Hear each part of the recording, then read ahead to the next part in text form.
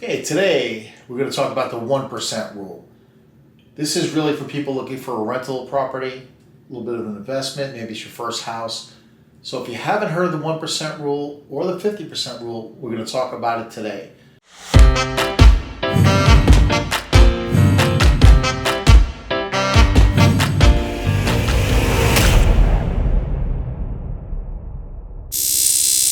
It's a real short version of it, just to get you acquainted.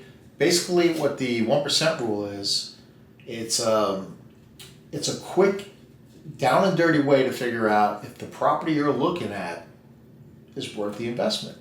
Simple enough. It's not foolproof, but it's a pretty good guideline to at least let you know should you look further into this property or not. You have to act fast when there's a good property coming on the market. The way things are right now, with the mortgage rates unbelievably low, you need to act fast. Believe me, there's 10, 20 other investors that want to get a hold of that property. It's very hard to find the right rental property for an investment. If you find it, be prepared. Make sure you have that pre-approval letter going. If you're paying cash, even better. You're gonna have to go in there, make a quick decision, boom. Okay, basically, the way the 1% rule works is pretty simple.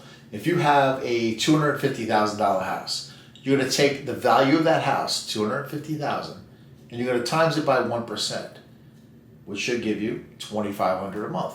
So basically, if that house can rent for $2,500 per month, you met the 1% rule. It's that simple. Now, there's a lot more to it than that, but that just pretty much should let you know, maybe I shouldn't even look at this property.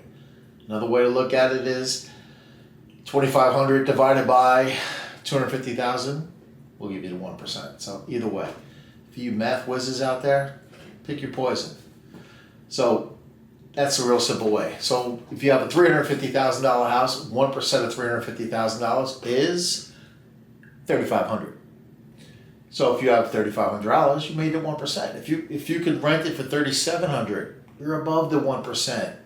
Does it mean it's a lock? No, but you're in the right starting point. You're at the right starting gate.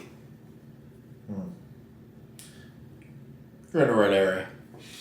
Basically, once you figure that simple part of it out, you then have the 50% rule on top of that. 50% of your expenses are going to go to that house. The expenses include everything but your loan payment. So, utilities, now hopefully you found a house that the renter will pay for the utilities. If you're going to pay for the utilities, it's a whole nother ball of wax. So find a house with maybe, if it's a duplex or a triplex or a quadplex, make sure they have separate meters. They pay their own water, they pay their own electric. That's a hell of a lot better than having to do it yourself. So it's the same thing. If you have a $400,000 quadplex and you have one unit rents for $1,100, two rent for $1,000, and a third rents for $900, you're still at that $4,000 1% rule. You're good to go. Hopefully more. Now I'm going to show you in the next video how to figure out what the rent should be for that house, and we're going to go through a whole worksheet on how to do all this. That'll be in the next video, which will be up here or here. I always forget where YouTube sticks it. So this is pretty much the 1% rule. Again, the 50% rule is just all your expenses. Your expenses can include your taxes, your insurance, your HOA fees, your lawn, your garbage in some areas. Pretty much anything that's a monthly expense, you got to figure into the price here. So it's all going to be figured in.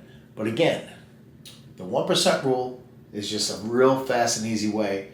You look at the value of a house. You know you're gonna get the house for less than what's listed, hopefully. But like I said, if it's a hot new property coming out, be prepared to pay over that. But know what that property is worth for investment purposes. So if it doesn't meet the 1% rule at whatever price you're willing to pay, move on. Go to the next property. But again, be prepared to strike. You see that property you want? Go get it. Now, is the 1% rule a lock? Like I said, no, it's definitely not a lock. All I'm telling you right now is it's a way for you to look at a quick property and figure out, I wonder what the rent is for that house. If I can't get that 1%, do not make an offer. It's just not worth it. There are plenty of other houses out there. Again, it's not easy. Don't just like, oh, this sounds like a great opportunity. Now, another thing, if you're looking to go into a house in a nice neighborhood, maybe a single residence, if it's a nice neighborhood, it's probably at a premium price point. And if it's up that high, that means that you're going to have to get a really high rent for that house. And it might be worth it. You might be able to get that rent. And again, I'm going to show you how to do that. But the best way to get a rental property for investment purposes, probably in some areas that you may not want to live yourself. I mean, I don't want to talk bad about certain areas, but some areas are just better investments. They're lower income housing. You could probably pick up a triplex or a quadplex for $300,000-$400,000. Then you have 4 units that you can rent out. Get everything in order. Make sure your finances are in order. Make sure you have some money to last you through, for instance, this whole pandemic thing. What happens if you have somebody that's not paying rent and now there's no evictions allowed for the last 6 months or so, or maybe up to a year or more? And now somebody's not paying rent and you can't evict them. You're carrying the whole nut for that whole mortgage and expenses. So this may not be the greatest investment strategy unless you have some money to fall back on. Good news is that house is going to keep going up in value, hopefully, unless we have another housing crash, which is not going to happen. But the key here is your house is going to keep going up in value, so just keep pocketing that money. It's going to be beautiful if you find the right property. Don't go into something just to have a rental property, like just to get your feet wet. Make a smart move. Your first move should be your smartest move. You can't afford to make a mistake at this point. How are you going to find any property that's out there right now and be prepared to buy it? Now, you don't have to look in your own neighborhood. You can travel a little bit. You can pay somebody to manage the property. You can even go out of state and find some really good deals. You don't have to do it where you live. But if you live close by, it might be easier. And there's also tricks to get into the apartment. Like you could do things like offer free exterminating once a month as part of the lease. Go do it yourself. Get in that apartment, that house. Make sure everything's good. Make sure they're not trashing it. And this time, it's where you get in there. A little bit of an expense doing the extermination, but at least you get a good look in there. There's also other tricks. So if this video helped you out, please smash that like button. Hit the subscribe button.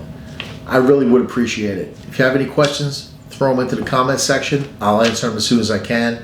Again, this video is designed to help those that are brand new in the process, looking to get your first rental income property. I'll try to help you along the way.